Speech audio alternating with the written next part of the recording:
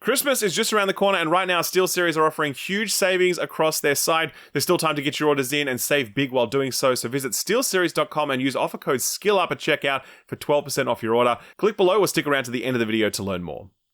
Gamers, hello and welcome to the final official This Week in Video Games for 2024. I can't believe we made yet another year without an official Silk Song release date. It really is pretty remarkable, isn't it? This is going to be a business as usual show, all the regular bits and pieces you've come to expect, though if you're looking for a Game Awards roundup, you won't find any of that here. We actually did a separate video on that last week because there was just so many banger announcements that trying to squeeze them all into this show would have pushed absolutely everything else out. So go and check out that video if you're keen, link below the like button. Next week, we're doing our annual This Year in Video Games special, where we take a look back at all the biggest news that dropped over 2024. Always a fun time to look back on what went down and be like, wow, this industry is a real mess, isn't it? Yes, it is. But it also has its moments, and most of those moments are celebrated in the Game of the Year video, which will also be live next week. So lots of content to look forward to on the channel, but right now we've got some final headlines for the year to knock over. So let's get to it, shall we? One of the things you may have missed at the Game Awards was a little something at the end of the Outer Worlds 2 trailer that said the game was headed to PS5. That's kind of a big deal because it's an Obsidian game. Microsoft owns Obsidian, so you'd think that they might want to make this one a console exclusive in the same way that Avowed is a console exclusive. That is, after all, another Obsidian RPG launching next year. So what gives? Well, we don't know for sure, but we can certainly read in the tea leaves that the era of the Xbox exclusive is headed the way of the dodo. That's a broad trend that's been manifesting this year as Microsoft messily meanders towards a multi-platform existence, but it's the inconsistency of that approach that makes Microsoft seem particularly mercurial. Hope you guys enjoyed all that alliteration, by the way. I worked hard on that. The announcement that Outer Worlds 2 is headed to the PS5 isn't the only reminder we got this week about Microsoft's evolving strategy. Microsoft boss Satya Nadella was speaking during Microsoft's annual general meeting, and here's what he had to say about Xbox's recent "This is an Xbox" marketing campaign, quote, "And that's why even these ads with Xbox Now, where we are redefining what it means to be an Xbox fan, it's about being able to enjoy Xbox on all your devices. So our strategy with Activision content now is in full force. We feel fantastic about the progress being made, and more importantly, I think in the long term, as a company, we can bring the best of the AI innovation, cloud innovation, console innovation, PC innovation to build the best games that can be enjoyed by gamers everywhere," end quote.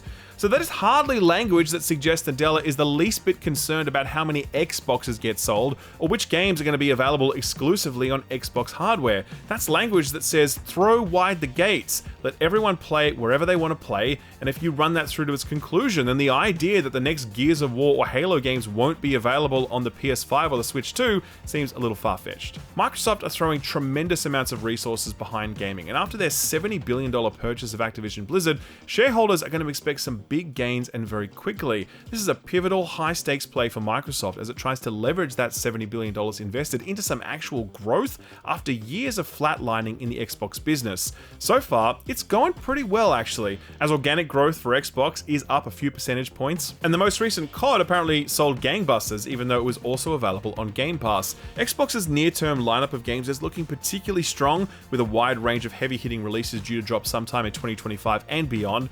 The console wars are well and truly over, and now Microsoft is looking to define a new post-hardware existence, one built on studios, on IP, on a decentralized platform that can be accessed from any device. It makes a lot of sense, but it really does all hinge on making great games that pull people into that ecosystem. COD 6 and Indiana Jones are a great start. Let's hope that Microsoft can keep the ball rolling into 2025. Pivoting now to some lighthearted Borderlands news, and don't worry, I'm not going to make any Borderlands-themed jokes because Borderlands jokes are terrible. And that's not me saying that, that's Sam Winkler, narrative director on Borderlands 4. Okay, so he didn't quite say the Borderlands jokes are terrible, but I can tell he was thinking it when he said this on Twitter, quote, "Borderlands 4 is our most ambitious game yet. In service of that, I'm happy to say I've gotten to work with some of the funniest people I know as contract writers. Not at liberty to talk much about the content of Borderlands 4, but I remain firm in my criticism of Borderlands 3's overabundance of toilet humor. I'm not going to say there's no toilets, but if the word skibbity ships in this game under my watch,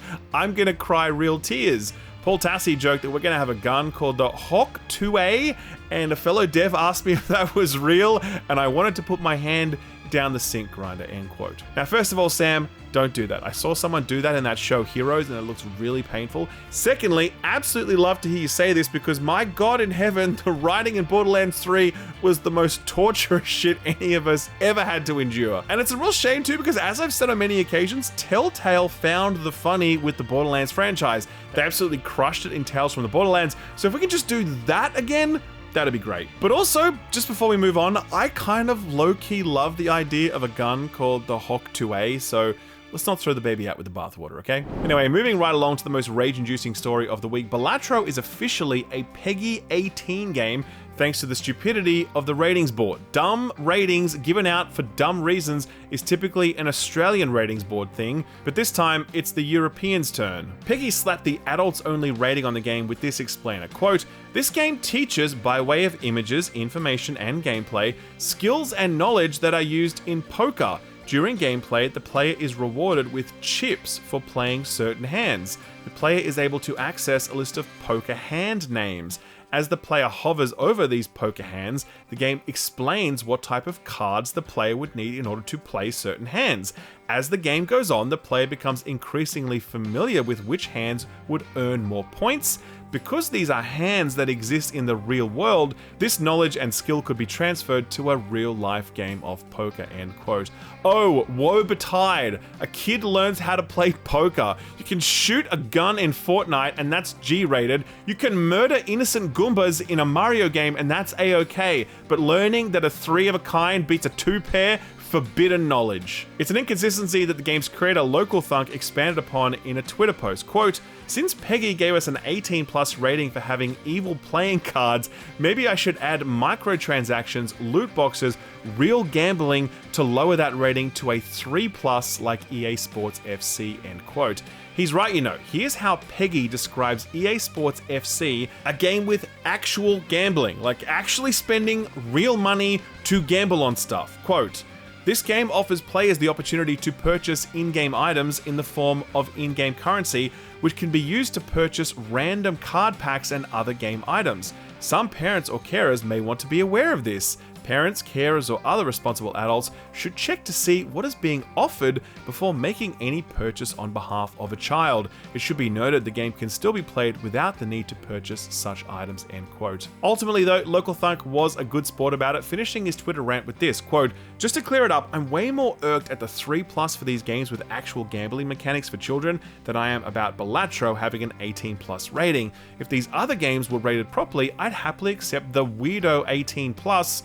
The red logo looks kinda dope," end quote. And yeah, not gonna lie, it absolutely does. And finally, sad news for Dungeons & Dragons fans who like really bad video games. Remember Dungeons & Dragons Dark Alliance, the absolute train wreck of a game released a few years ago? Well, it's getting delisted from sale February next year. The publisher put out a statement saying that in February the game's servers will be turned off and it will be delisted from sale, but that you can still play the offline campaign mode after that time so long as you'd already purchased it. Usually I'd be like, so if you want to grab it, then be sure to get in quick. But no, don't grab this, don't go near it, don't even look at it. There are some games that are best lost to time, I think.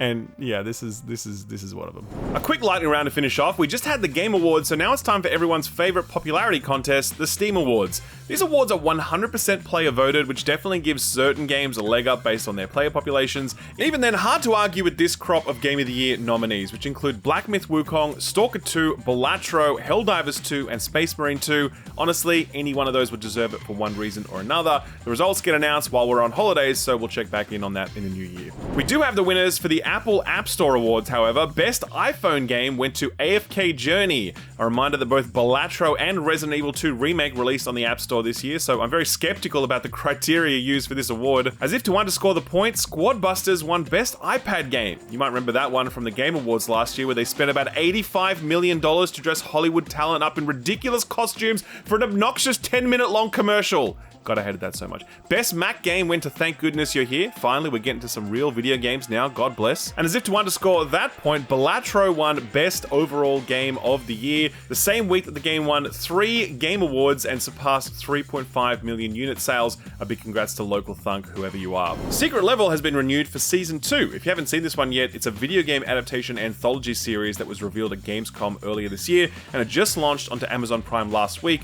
Reviews for it were not great. Apparently it feels more like a collection of trailers and sizzle reels than actual television. The Animatrix, this ain't. But hey, the team will get another bite of the cherry next year, so here's hoping they can deliver us some proper cinema next time around. Nintendo has removed a game clearly aimed at tricking people into thinking it was actually a different game, and that's a good thing, but the problem is Nintendo took their sweet time to do it. There's a fantastic Australian game called Unpacking, which is all about, and you're not going to believe this, unpacking shit after a move. Very successful, multi-award winning, big shout out to my Australian brethren. Anyway, scammers kept cloning and reselling the game on mobile storefronts, and a similar thing has happened on the Nintendo eShop, where a game just called itself Unpacking Deluxe Edition. And it's like, bro, you don't get to do that. Imagine if some dollar store asset flip uploaded itself to the eShop and called itself Elden Ring Deluxe Edition. You're gonna tell me that wouldn't be taken down in 15 seconds? Well, the rules are obviously different for the little guy because Nintendo took nearly 2 weeks to take this game down. I mean, it's good they finally did something, but Jesus, get your act together, Nintendo. One of my favorite games of the year, Pacific Drive, is getting a TV adaptation. It's from the Australian James Wan and his production house Atomic Monster. Wan is the co-creator of Saw, and he directed Furious 7 and Aquaman 1 and 2. Number 1, incredible. Number 2, not so much. Anyway, glad to see this game getting out there on the adaptation circuit because honestly, it's a fucking awesome game and you'll absolutely be hearing more about this one in my Game of the Year video. One more quick bit of adaptation news. The people who make Wallace and Gromit are making a Pokemon thing. The Pokemon company announced the partnership with Aardman, the production house that specializes in the iconic stop-motion animated style. Not gonna lie, I don't give a shit about Pokemon, and even I would tune in to see a smooth, clay-textured Pikachu wreaking havoc in the grey-skied English countryside. No date for this one yet, so don't expect it anytime soon. Sadly, the inevitable has happened and layoffs are occurring as a result of the failure of Suicide Squad Kill the Justice League. This past week, 99 people subcontracted to Warner Bros. Montreal through a studio by the name of Keywords were let go. Most of those let go did QA for Montreal, which assisted in the development of Suicide Squad. Had the game been the successful live service that Warner Bros. Executives were banking on, the studio would still be making new content which would need to be QA tested. But with that not happening, these people are now looking for other work. A source told Radio Canada that affected employees could join a contact list for upcoming projects that might commence in 2026, which I'm going to guess is not particularly helpful. Hideki Kamiya has shed some light on his recent departure from Platinum Games and his subsequent formation of a new studio called Clovers. Speaking to Denfa Miniko Gamer and spotted by Automaton, Kamiya had this to say, quote, "At the time, there was a mismatch between my way of thinking in terms of creativity and the company's new policy. So CEO Inaba and I had been negotiating for over 3 months, but we just couldn't reach an agreement. I felt like my creativity would die if I continued to work there," end quote. Kamiya does make clear that there's no bad blood between he and Inaba, he just felt like he had to get out of there, and since that resulted in a new Okami game, it sounds like it was the right call. Speaking of Capcom bringing back the classics, they've made clear this week that the announcement of both an Okami and an Onimusha revival is just the start of something bigger. In a press release, they confirmed that, quote, "In addition to regularly releasing major new titles each year, Capcom is focusing on reactivating dormant IPs that haven't had a new title launch recently. The company is working to further enhance corporate value by leveraging its rich library of content, which includes reviving past IPs like the 2 titles announced above in order to continuously produce highly efficient, high-quality titles," end quote. I keep saying it, and I'll keep saying it until it's eventually true. A Dino Crisis remake is coming, man, and I'm counting the seconds. Former Marathon game director Christopher Barrett is suing his former employer Bungie to the tune of $45 million. He's claiming wrongful termination, saying that Bungie sacked him to avoid paying money owed to him resulting from the Sony acquisition. Bungie has never publicly stated why Barrett was fired, but Bloomberg interviewed 8 women who allege inappropriate workplace behavior, including unwanted advances. Barrett denied those allegations, with his claim alleging that he actually saw other senior Bungie employees engaging in that sort of behavior or worse. At the present moment, it is unclear how Sony plans to respond to this suit. Pivoting now to some brighter news, Nintendo now owns 100% of Monolith Soft, makers of the legendary Xeno RPG games from Xenosaga right through to Xenoblade Chronicles and my personal favorite, Xenoblade Chronicles X. Cannot wait for that remaster next year, by the way. Nintendo already owned 96% of the company, so this remaining 4% was really just a formality, but hey, I'll never turn down an opportunity to talk about Monolith Soft. Just briefly, some sales sales data, Elden Ring has now sold through 28.6 million units. Might be a good time for that deluxe edition before someone on the eShop beats you to it, Miyazaki. And the Pokemon trading card game Pocket has now hit 60 million downloads and an estimated $200 million in revenue in just its first few weeks on the app stores. Every time I open Blue Sky, my entire feed is clogged with people showing off their pack openings. It is so relentless that I even came close to downloading the app myself before I then remembered that I don't give a shit about Pokemon, so I'll just wait for that Wallace and Gromit thing, thank you very much. So what got announced or delayed this week? Well, thank goodness for the Jeffies, because after a dry few weeks we got so many new game announcements at the Game Awards that we could fill a whole show with it, and we did. Be sure to check that one out on the channel right now if you still haven't caught up on all the big reveals there.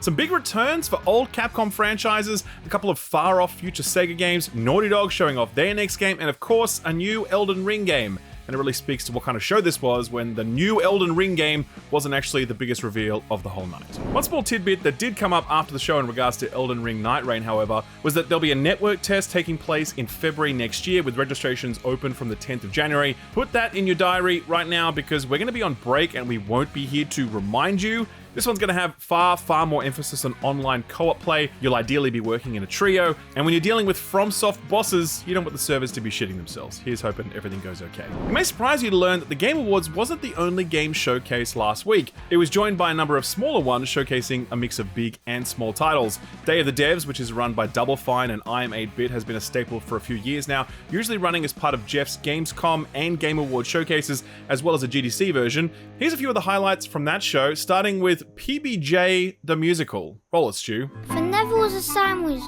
of more poetry than this.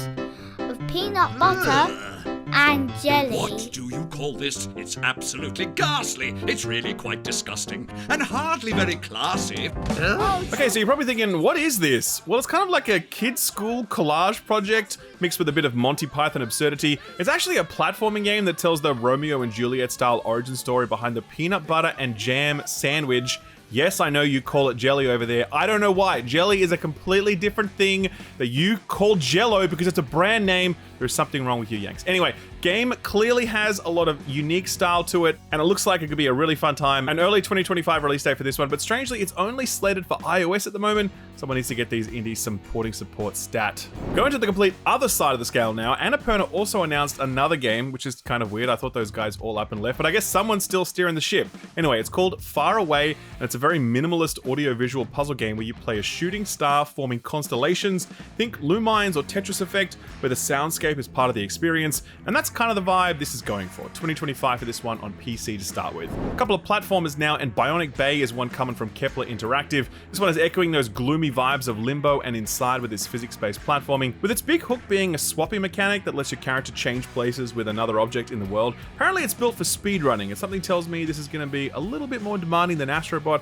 This one comes out on the 13th of March next year. Another platformer which is coming out way later in 2026 is Recur. This was a very cinematic trailer that shows the story of a mailman who gets caught out by the apocalypse while he's on his route. There's some serious shit raining down around you, but thankfully he discovers he can stop and rewind time to affect the world around him and get through it all. That reminds me of that game, The Gardens Between. You guys play that one? Anyway, 2026 for this one. One final highlight from Day of the Devs is Blippo Plus? Whatever that is. This is the next game from the Playdate developer Panic, who also published games like Arco and Thank Goodness You're Here, and this seems to be an FMV game for PC that also uses the Playdate's 1-bit art style. It looks properly bizarre and probably meaningfully obscure at this point, but these folks have definitely got an eye for interesting games, so keep an eye out for it. Date for this one is still TBA. Moving on to the Wholesome Snack Showcase, and yes, that is the real name of it. It's another burgeoning staple of the showcase season, and man, there were just so many games crammed into this showcase, so if you want to check it all out for yourself, please go and do that.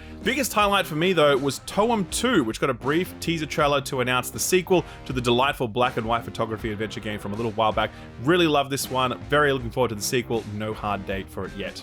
Wild Society was yet another nice announcement. This is a prequel to the Aussie-developed Wildflowers, which was a life simulator that really focused on character work and streamlined some of the monotony of the genre. It blew up on Apple Arcade and eventually came to Steam. Now Wild Society is their prequel game, which is set within a magical Victorian boarding house. No doubt this has absolutely activated a certain segment of the cozy game audience, so, you know, good luck to you. Enjoy yourself. No firm date for this one just yet. We talked about Panic just a minute ago, but they showed up in the Wholesome Snack Showcase as well to share a release window of early 2025 for their very interesting looking first-person narrative game called called Despilote. This one's all about growing up as a kid in Ecuador during a time when soccer was all anyone could think about, and basically all of your interactions will involve some kind of kicking or soccer play. Kind of cool, very cute. Hey, have you ever seen a cozy English town and wish you could shoot a giant fucking pinball through it?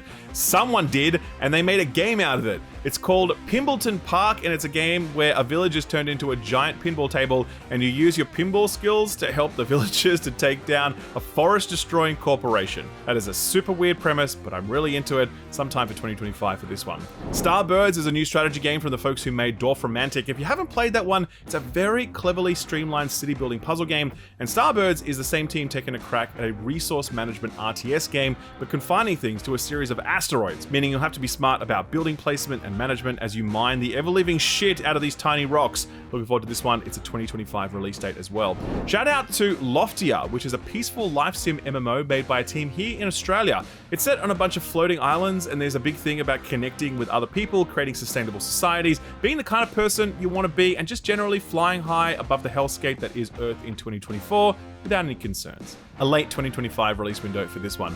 And one final shout out to Duck Detective, The Ghost of Glamping. The first Duck Detective game came out earlier this year and featured a good short riff on the logical deduction gameplay introduced by Curse of the Obra Dinn and Curse of the Golden Idol. It featured a charmingly gruff duck protagonist and plenty of good jokes, so I know a lot of people are very happy about this announcement. Outside of that showcase, there are a few notable announcements. Italian Souls-like Inotria, the last song, finally got that Xbox release after all the drama they had on the platform this year. That one's out right now. A remake of the Talos Principle from Devolver and Crow Team was announced for sometime in 2025, and LEGO Fortnite introduced a social role-playing mode called Brick Life, which is essentially a very wholesome GTA Online where you can do a bunch of casual jobs for money instead of, murdering people. What a concept. And finally, Crystal Dynamics just announced a new Soul Reaver game.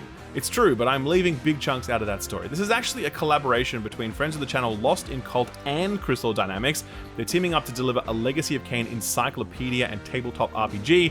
They told me about it a little while ago, and I was very, very excited to hear it. This project has now been officially revealed ahead of its Kickstarter launch, which goes live next month. If you want to sign up for updates on that one, I'll leave a link below the like button. So what came out last week? Well, a game called Tankhead was one of the surprise release announcements during Day of the Devs, a single-player roguelike where you play as a drone that scavenges tank parts in a fight to survive. The art design was supposedly influenced by the mechanical design in the manga Akira, and the game itself seems to be pretty good too, though it's only an Epic exclusive at this point. Only one review for it that we could find, and it's a short one from the 6 Axes who gave it a 7 out of 10. Here's what they said, quote, "Tankhead stands out as being quite refreshing. It's not perfect, but it is novel, and that counts for a lot. Tankhead is overall an enjoyable and interesting take on tank gameplay and on roguelike ideas. It looks fantastic, the story is compelling, and the world it's set in is very cool. A bit more variety would have been nice, but in the end, it's going to be exactly what some players are looking for, and that's going to be great for them," end quote. Monument Valley 3 is the long-awaited next game in the series. Monument Valley 1 earned a ton of awards back in the day, and remember when it was part of Netflix's House of Cards series? Anyway, we don't talk about that show anymore, and for better or worse, the new Monument Valley is also a Netflix exclusive for iOS and Android. Seems like people are picking it up though. It's got 2,300 reviews on the App Store right now with a 4.9 star rating, which is a damn good score. Though there are a few disappointed reviews in there from longtime fans. Here's one from Textomb, who landed on 3 stars out of 5. Quote, "I wanted to love it like I love the others, but it's just not nearly as good. It's really, really short and really, really easy. I wonder if the idea was to introduce the Netflix crowd or small children as gently as possible because it's so short and on the rails. That said, the art is still breathtaking and it's still really fun. Comparing anything to MV1 and 2 is likely to fall short, so maybe it's just unfortunate the devs are competing against themselves and their prior mind-blowing work," end quote. Can't argue with the free download though. Well, free so long as you've got a Netflix subscription, that is. The Spirit of the Samurai was that very striking looking 2D combat adventure game. This one sadly didn't land so well with a mixed rating on Steam and most reviews sitting at the 6 out of 10 mark. Though one outlier gave it a perfect score. Not sure about that one. Here's the gamer who scored it a 6. Quote, "It's a gorgeous game with an excellent sense of atmosphere and decidedly troubled gameplay. At its best, it plays like a classic rotoscope platformer, which can feel charming in its own right, but at its worst, it's cumbersome and awkward. This samurai most certainly has spirit, but his sword could use a little sharpening," end quote. A little VR block now, and let's check in with Skydance's Behemoth. This is the Skyrim/Shadow of the Colossus game from the Walking Dead Saints and Sinners studio, and boy, if you're putting your studio's name in the title of your game, you better be seriously confident in the quality of your game. Unfortunately though, this one has landed at a 49 on Metacritic. with some scathing reviews from critics. Eurogamer was actually pretty kind, scoring this one 2 out of 5 stars and saying, quote, "If you want to run around cutting people to bits with swords and living out a Conan fantasy, you can certainly do that here. And if you want to indulge in a bit of basic dungeon crawling with a predictable and fairly bland storyline, there's some of that too. None of it, besides the checkpointing, is especially bad either. It's fine and fun and challenging, but not unfair. Unfortunately though, other older VR games out there have already done most of the things that Behemoth does, and ultimately they do them all in bigger and better ways. And that, in my opinion, is a huge Skydancer's disappointment," end quote. Ouch. Worth noting that the user sentiment from VR owners on Steam is a bit more optimistic, with the game sitting at mostly positive over there. There's a lot of talk about bugs, which have since been fixed, and one reviewer I saw said that it's even better than Shadow of the Colossus, which I don't think that's very unlikely to be true, but you know, to each their own. Alright, given that this is our last show of the year, let's talk about what's coming out over the next month until we get back from our hiatus. So there's actually nothing coming out between now and the end of the year, but the first notable release of 2025 is Freedom Wars Remastered on Friday, January 10th. This is the revival of the cult PS Vita game that was kind of like a dystopian sci-fi take on Monster Hunter. Bandai Namco have taken over the publishing duties for this one from Sony in the hopes that they can capitalize on people's appetites before Monster Hunter Wilds comes out in February. This one's coming to all platforms bar Xbox. On the following Monday, January 13th, comes the early access launch of Airborne Empire. A little bit of chatter about this one actually. It mixes city building and RPG as you build your own flying city and explore a vast world, meeting characters and facing dangers. Interesting concept to be sure. That one's headed to PC only for the moment. The day after that one sees another early access release for the long-awaited Hyperlight Breaker, the co-op 3D roguelike spin on the top-down 2D action game Hyperlight Drifter. Definitely quite a different take with this one, but hey, Risk of Rain managed this transition brilliantly, and now they all work at Valve. Could be worse. This one's headed to PC for the moment as well. On Monday, January 15th, we get yet another early access release in Aloft, which is a new Funcom-made open-world sandbox survival game. They sure don't have enough of those out in the market already. But instead of relying on a license, this one is actually an original theme, and it's a lot bluer and brighter and set on floating islands, and it looks quite nice. Probably no Conan Exiles penis sliders in this one though, but honestly, you never know. Thursday, January 16th sees the return of the King, Dong King Kong. That is that anything? I don't think that's anything. I'm talking, of course, about Donkey Kong Country Returns HD, which is the latest in Nintendo's efforts to make sure their Wii and Wii U catalog doesn't stop making them endless amounts of money. Because if Mario Kart 8 is any indication, this company could probably never make another new video game ever again, and the Switch 2 would still be the best-selling console of all time. Upgraded visuals for this one, 2-player co-op. We know it's a great game, but only you can decide if you need to own it again. Also coming out that Thursday is another remaster, Tales of Grace Remastered, which is just one of the entries in Namco's long-running action JRPG series. The company this week said they're basically planning on remastering every single game in the series, and there are almost 20 of them at this point. So good news for anyone who enjoys playing like 80-hour RPGs, you're set for the next 1,600 hours. And finally, I can scarcely believe it, but they made another one. That's right, another Dynasty Warriors game. They just keep coming. This one is due out on PC, PS5, and Xbox Series consoles on Friday, January 17th. So get ready to rack up a headcount in the thousands. There was a time when we used to get one of these every single year, but it's been a little while now. Thankfully, Koei Tecmo seem to have learned a little bit about making this formula interesting with their spin-off games like Hyrule Warriors and Persona 5 Strikers. So here's hoping Origins has figured out a few ways to continue pushing the series forward. Hey, it's almost Christmas, and Christmas in Australia means summer and scorching heat, which also means dunking yourself into a pool or the ocean, whichever one is closest. If you're after a pleasant little game that looks to capture the joy of swimming, then put this on your radar.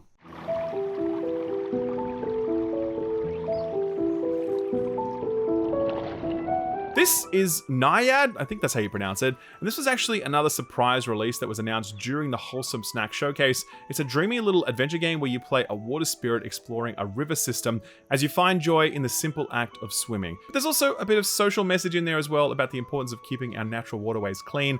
It's very positive on Steam at the moment, with 100% of the reviews being positive and a strong 77 on OpenCritic. So if you like the look of it, you can visit our Steam Curator page where you can check it out, as well as links to all of the other Put This On Your Radar stuff we've recently covered. I'll leave a link to all of that below the like button. Sort of free stuff time now, and as we said last week, Epic is well into their holiday giveaway season, which means they're giving away 16 games over the break, each of them a gift-wrapped mystery. Last week's game ended up being The Lord of the Rings Return to Moria, which is the one with the dwarven colony focused on crafting and building. That one is available until December 20th, at which point another mystery game will be up for grabs, so be sure to check back, because we will not be here to tell you what they are, so don't forget. PlayStation also announced their new catalog editions last week, which features a few curiosities: Sonic Frontiers Forspoken, kind of games that you can go either way on. There's also a few good time sinks in there for the holidays, like Jurassic World Evolution 2, for example. On Nintendo Switch Online, they actually rolled out Tetris creator Alexei Pachnitov to announce that Tetris DX, the very good Game Boy Color version of Tetris, is coming to the service, as well as the NES version of Tetris, which they announced last week. These haven't officially been re-released since they originally came out, and this is all being done to celebrate the 40th anniversary of Tetris.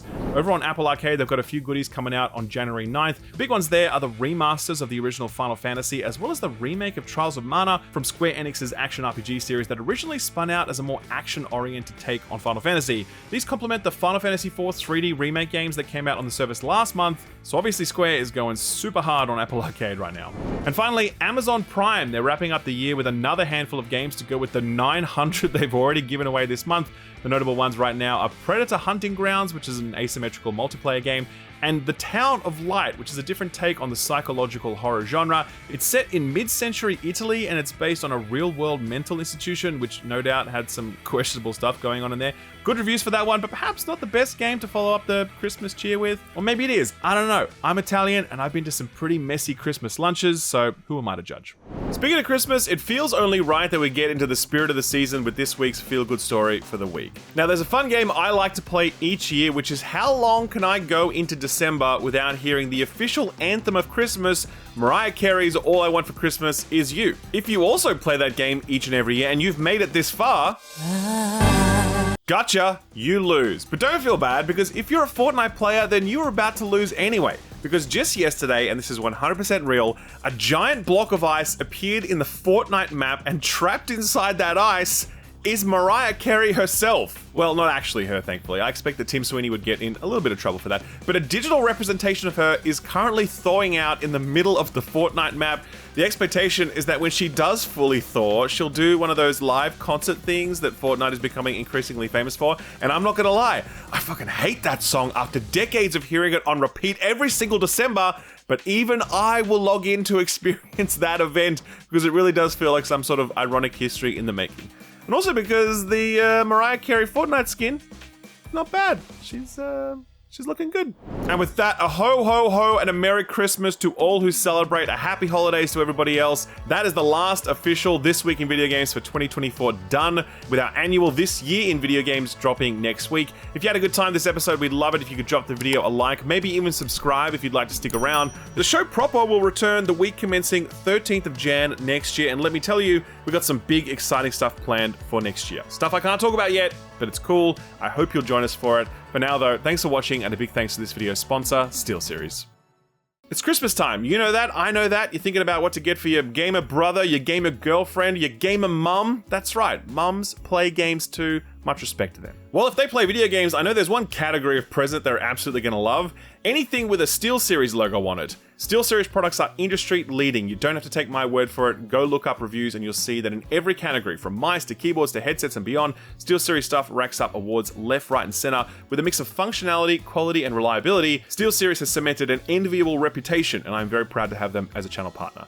This has been a huge year for them actually, with new product launches and refreshes of some of their best offerings. Their biggest new release are their Arctis earbuds. I've been using these since they dropped and I absolutely love them. The best thing about them is that they're a pair of earbuds that can work with pretty much any device, including a PS5 console. That's because it has a dedicated 2.4 GHz dongle, which massively expands its compatibility, but also its reliability in gaming scenarios. You don't have to use that though, since it also has Bluetooth, but you can actually use these two connection types at the same time, switching seamlessly between gameplay and voice calls on your phone by having your earbuds connected to two devices at once. Combined with great ergonomics, fantastic battery, noise cancellation technology, and premium sound, the Arctis earbuds have made a really big splash and are getting excellent reviews all round. The big refresh Steelseries did this year was for their Apex Pro keyboard. The Apex Pro Gen 3 is genuinely the best keyboard I have ever used. You don't understand how good it feels until you experience it for yourself. The key presses feel like nothing else, while also delivering the fastest actuation response time of any keyboard on the market. It is literally the world's fastest keyboard, no joke.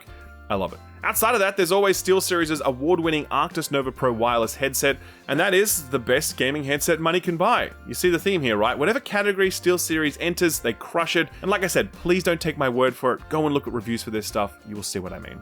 They're running a sale on their website right now, delivering huge discounts across multiple products, and they're also offering any viewers of this channel a special 12% discount when you use offer code SKILLUP at checkout. That's steelseries.com for huge holiday discounts, but anything that's not discounted, you can get 12% off when you use offer code SKILLUP at checkout. Thanks very much to SteelSeries for sponsoring the video, and thank you for watching it.